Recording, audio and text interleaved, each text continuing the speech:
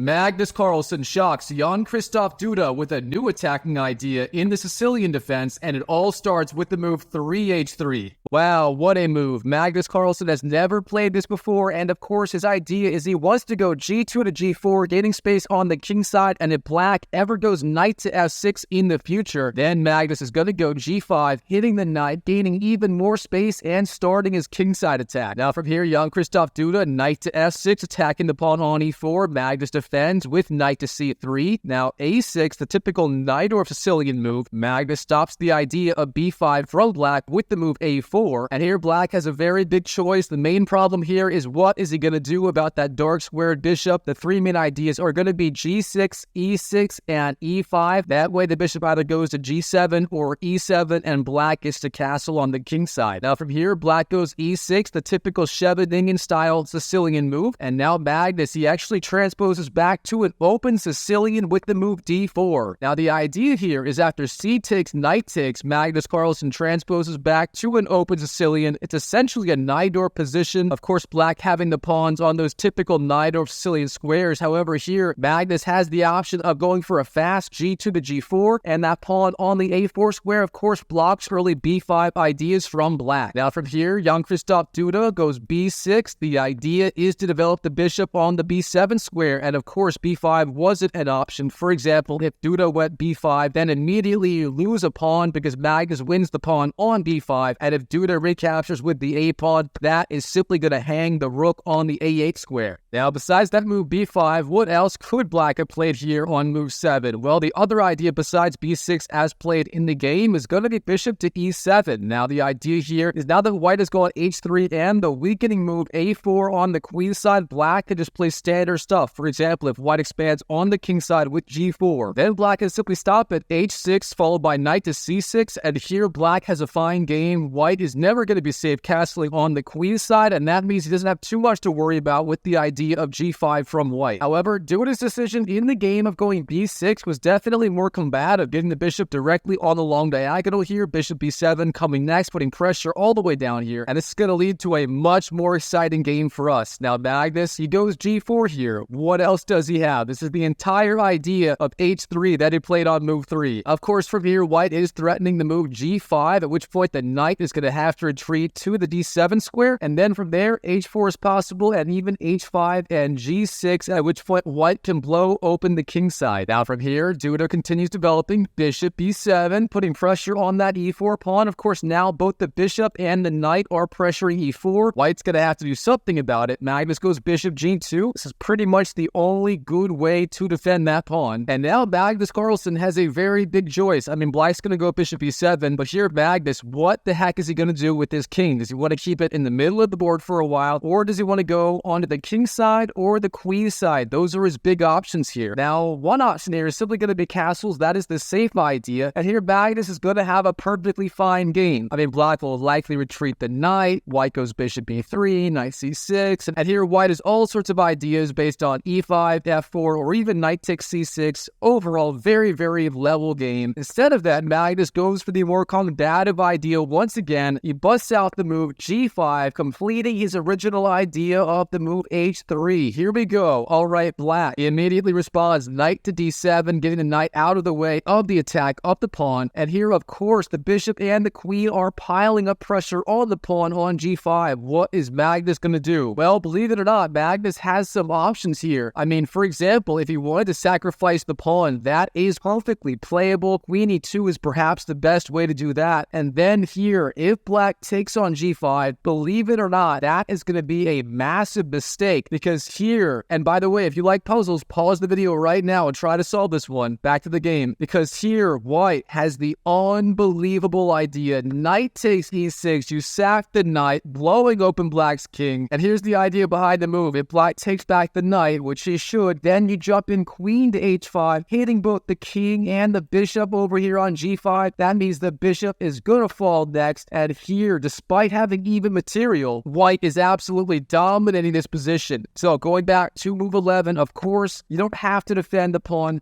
on the g5 square. Lots of moves are possible. Queen e2 is good. Bishop e3 and f4 also good. Instead, Magnus h4 in the game, and this is probably the best move, just defending the pawn, and in the future you may want to go h5 and g6. Now here, Duda has to tread very carefully. I mean, there are so many booby traps in this position. For example, if you go knight to c5, trying to pile up pressure on that e4 pawn, then white has time for the idea f4, then f5, threatening f6 on the next move. Oh my goodness. Okay, as you can see, almost anything black can do here is booby trapped in the game. Duda goes for the best move, knight to c6 right away, simply challenging the knight on the d4 square. All right, Magnus, what's he do here? Well, once again, he has a lot of options in the game. He simply smacks that knight on the c6 square. Knight takes c6 is the move. Very solid idea. And here, after bishop takes c6, Magnus jumps in with the queen to the d4 square. Queen to d4 on the board. Now, of course, the queen is attacking that g7 pawn here. However, d4 might not be the best square for the queen. And the problem with this move is the queen is very vulnerable. Black may go e5 at some point, smacking the queen, or he may go f6, threatening after g takes, bishop takes f6, and once again that queen could be getting hit pretty hard. But of course, Magnus has a secret idea behind this move. I'm sure he knows all this, but he wants to bust out his secret idea, and he gets the chance to after castles from Duda. Here, Magnus Carlsen, he plays the insane looking idea of b3. Oh my goodness, the idea is he wants to go bishop b2, setting up threats on the long diagonal here. Oh wow, you almost never see this idea of bishop b2 in the open Sicilian, but Magnus is doing it anyway. Of course, short castles here may have been slightly better. However, after rook c8 from black, it's not really obvious what white is doing here. So with that in mind, I quite like Magnus Carlsen's idea of b3 here, simply giving Duda some big practical problems to solve in the game. Now Duda from here, he's castled, he has most of his pieces developed. The only ones that aren't are really the queen and the rook on the a8 square. Of course, rook to f8 is fine because f6 is likely coming at some point. So with that in mind, what is Duda going to do? Well, he has to get counterplay somewhere in the game. b5 is the move. The idea is he wants to blow open the queen side, making it harder for white to castle there. Of course, there were some other ideas. Rook to c8 is possible, but it's a little bit slow. Instead, the other good alternative is the good old-fashioned Ben Feingold counterattack with the move f6. And in case you didn't know, Ben Feingold is a huge fan of this move f6. He says always play it no matter what position you're in. Now here, the only problem with this move is that it does weaken the e6 square. However, opening the f-file and freeing up this rook on f8 is a good idea. So white here is a couple of different ways to target that pawn. The first one's going to be queen to c4, very simple, targeting e6. And the other one, believe it or not, you can actually go queen e3 intending queen to h3. For example, queen e3, a black wastes a move, king aj, good idea. Then bang, queen to h3, targeting e6. And white even has ideas based on h5 and g6 in the future. These lines are super messy, but the point is, the good old-fashioned Ben Feingold counterattack, also very playable here. And we are going to see that move throughout the game, so stick around for that. Now here, Duda, b5, blowing open the queen side. Things are already getting spicy here. What is Magnus going to do? Well, the computer likes the idea of castling. It's no longer safe for the king to go over on the queen side. So with that in mind, short castles make sense. But Magnus, he is sticking to his guns. He goes bishop b2 here, lining up those threats with the bishop and the queen, pointing at the g7 square, threatening mate in one in certain lines. All right, here, black, he senses the danger on this long diagonal. He immediately closes it off with the move e5, forcing the queen back and guarding that g7 square indirectly. Now here, obviously, the queen has to retreat. Magnus is crazy, but he's not that crazy. Even he won't sack the queen in this position. So where does the queen go? Well, in these sorts of Nidor style positions with the pawn on the e5 and the d6 square, the queen typically has lots of different places. Here, queen e3 is playable. However, queen d2 and queen d1 are also perfectly fine. In the game, Magnus, queen d2, solid move. Not going to go into the subtleties of these different placements too much. Doesn't matter that much for our purposes here. And now Duda, he tries to blow open the queen side with the move b takes a4. And it turns out this is definitely the best move here. And in case you were curious, the other ideas that black could use, if you're a Najdorf guy and you want to learn these things, knight c5, intending knight to e6 is quite good. From there, the knight eyes the d4 and the f4 squares. And beyond that, Yeah, yes, you guessed it. The good old-fashioned Ben Feingold counterattack is quite playable here as well. Now, back to the game. B takes a4 on the board. Black try to blow open the queen side and stopping white from castling on that part of the board. Now, what does Magnus do? In the game, knight takes a4. Good move, the only good move.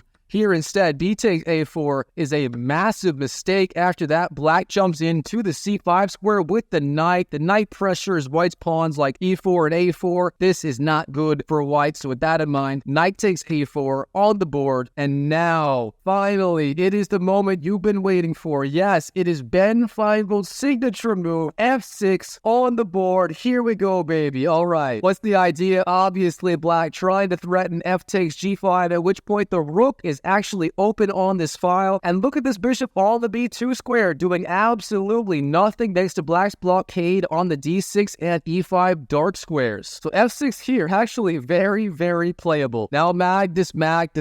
What's he supposed to do? Obviously black threatening f takes g5. Then after h takes, bishop takes g5. White has to stop it. The best way to do that is the move bishop to c1, defending with the queen and the bishop on g5. Now obviously here black takes, white's gonna have a perfectly good game here with the open file, so that isn't an option. So here, white would be okay, but instead, Magnus showing his typical flair. He's not going down without a fight. He plays the move g6. Here we go, sacrificing the pawn. Oh my goodness. And what's the idea? Obviously, black here, one option is to take. And if he does that, Magnus wants to jump in h5, trying to give up the h-pawn as well, opening up all these files against the black king. Oh my goodness. Okay, real fast, before I show you everything happening in the game, there's this other really cool idea. If you're a Sicilian player, you may want to know this. That is the move f5. Black simply ignores the threat of g takes h6 and simply insists on opening up the f-file here. Well, the proof is in the pudding. Here, if white takes on h7, black actually has the idea of going king to h8. You don't take the pawn, you leave it there, and suddenly the black king is perfectly safe on the h8 square. F-files being blown, the F open, Ben Feingold style, and black here is a great game. But instead, h takes g6 on the board. F5 would have been a little bit better, but c'est la vie. Here, Magnus, h5, of course, blowing open the h-file, and what is Duda gonna do? Well, obviously, g takes h5 would be a terrible idea. For example, after g takes, the obvious move is going to be rook takes h5. However, the even better idea is queen to e2. The idea is you want to recapture on h5 with the queen. For example, rook to c8, then queen takes h5. And here white has just all sorts of threats on the h-file. Black is in deep trouble here. So with that in mind, black is going to keep that g-file as closed as possible with the move g5. All right, now Magnus, his turn. h6 here is going to be a little bit premature. Black can obviously just go g6, then blockade with the move king to h7. For example, h6, g6, and then finally later king to h7, blocking everything. You don't want to allow that. So instead, Magnus, he gets his knight on the a4 square back into the game on c3. Knight to c3 is the move. And from there, the knight is threatening knight to d5. Of course, that d5 square is the critical weakness in the Najdorf whenever black has pawns on d6 and e5. So getting the knight there, fantastic idea from Magnus. And by the way, if you thought this game was crazy so far, you ain't seen nothing yet. Just stick around. All right, here, black. What's he supposed to do? Duda, my friend. He goes king to h8. Oh man, someone is definitely going to clip that. Duda, my friend. Whatever. Duda, my friend. King to h8, flippable video, here we go. And now Magnus, knight to d5, jumping in with the knight to the d5 square. Now, of course, white had other options here. Again, h6 is premature, like my dating life in high school, just simply premature, because black is going to go g6 here, followed by king to h7. And black's king, believe it or not, is going to be perfectly fine. So what else did Magnus have? Well, there is the idea, bishop to a3, piling up on that d6 pawn, and there are some absolutely insane lines from there. For example, bishop a3. Black, the best move is you go f5, intending after bishop takes g4. The lines here are mind-blowingly crazy. It's non-clear if black's king or white's king is less safe. So cool lines for you to investigate on your own.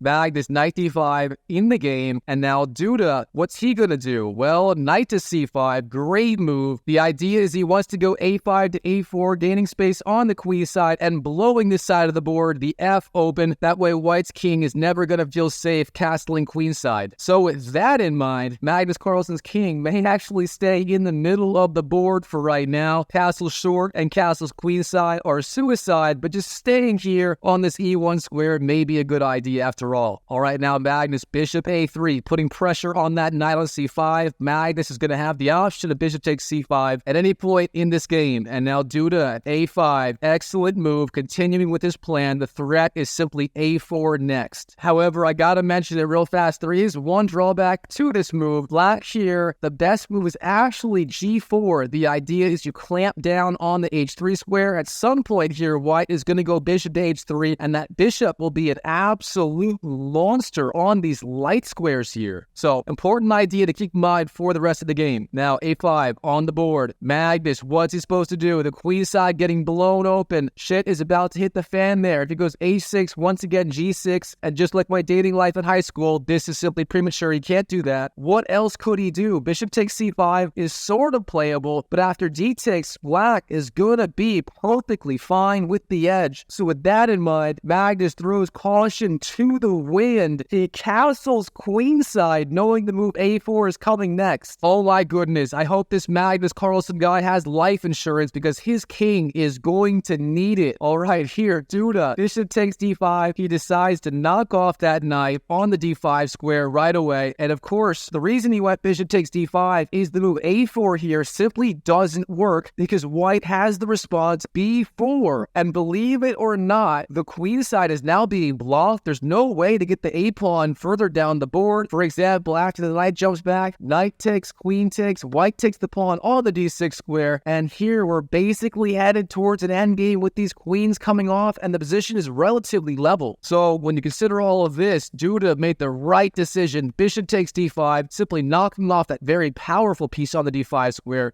White is obviously going to take back with the queen. E takes d5 is simply no good here. Black has that giant mass of pawns in the center. That is going to be incredibly difficult to deal with. So queen takes d5 on the board here. And now black, once again, has another critical decision, some big problems to solve. All right, the most obvious move we have to check first is what about the idea of a4? Does that work here? And the answer, unfortunately, is no. And here's why. Magnus Carlsen starts by chopping off the knight on the c5 square. Bishop takes c5. Then after d takes, the key move here is not queen takes d8. You need those queens on the board. Instead, you go queen d6 with the discovered attack by the rook on the queen. And then after queen to e8, of course, queen c7, not a possibility because then rook d7 decides the game on the spot. So here, queen e8, trying to keep the queen over here on the king side, and then rook d7, white jumps in, and it's still anyone's game. Keep in mind, the queen side is about to be blown open. White's king not feeling too safe, but then again, black's king not feeling too safe either. All right, a4, not the move. What else could black do here? Turns out the best idea is simply queen to c7, bolstering the knight on the c5 square, and getting the queen off the d file, preparing potentially rook to d8 ideas, which could put white under some pressure. So, for example, if white takes here on the c5 square, bishop takes c5, then after d takes, black is perfectly fine. He's following up a4, and white really has no attack. And beyond that, if white doesn't take there, let's say he plays another good move, rook to h3, black is going to follow up rook a to c8. He always has the idea of a4, but now the queen and the rook forming the battery on the c file, lining up with the c2 pawn, and threatening all sorts of discovered attacks once that knight on c5 leaves that square. So, queen c7, very dangerous move from black that Duda could have played in this position. But my friend Duda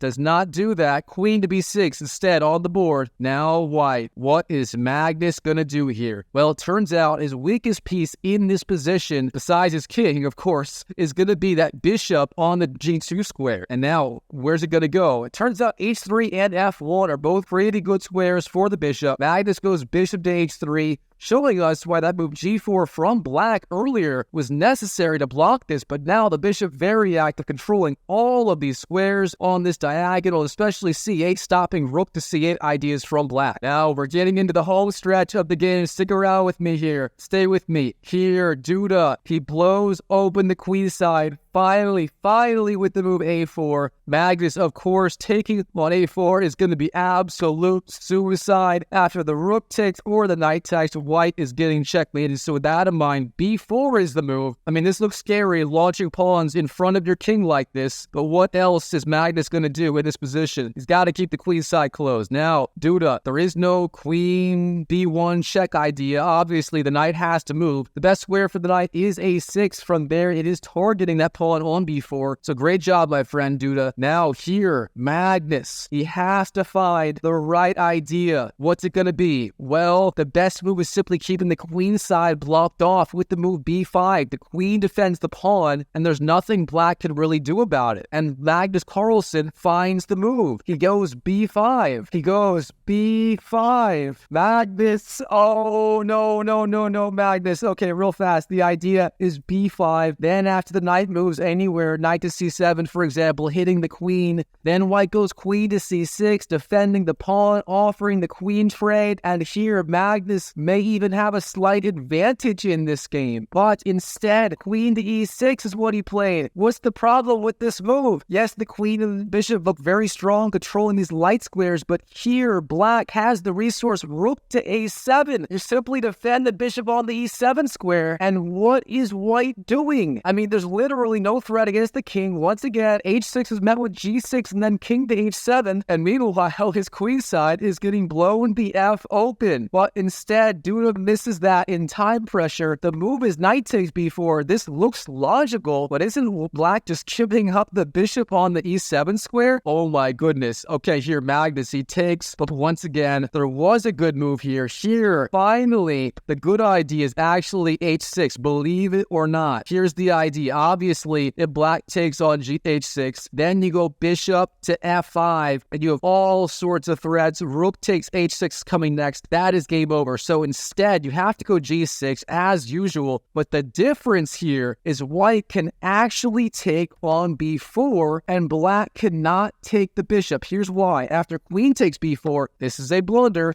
Queen takes e7, and now you finally have purpose for the move h6. It supports the g7 square. Oh my goodness, of course, typically black is going to have a major piece on the 7th rank stopping this, but here it actually works. Oh, so many times we saw h6 fail in this game, but here it's actually the winning move. All right, instead, bishop takes b4 from Magnus, knocked it off that knight. Duda takes back. Now Magnus, obviously, he sees a free bishop, he takes the free bishop, queen takes e7, is the move. And here, once again, Magnus has some serious threats. If he has a free move, h6 is coming, and g6, not possible because queen g7 is going to be checkmate. Well, what is black going to do? a3, threatening queen b2 ideas. Magnus, h6, threatening checkmate in one move. And if g takes, bishop f5, threatening rook takes h6. Oh my goodness, with that in mind, Duda gives the check on b2. Then he gives the check on d4. Magnus, he jumps back to the c1 square. And in time pressure, Duda decides it is time to force the perpetual check against Magnus Carlsen, concluding this unbelievable game by these two players. Wow, what a game, starting with the really cool idea, h3, the first time Magnus has ever played this move. And from there, it was just wild. I hope you enjoyed this game. If you did, check out my Magnus Carlsen playlist, and I'll see you in the next video.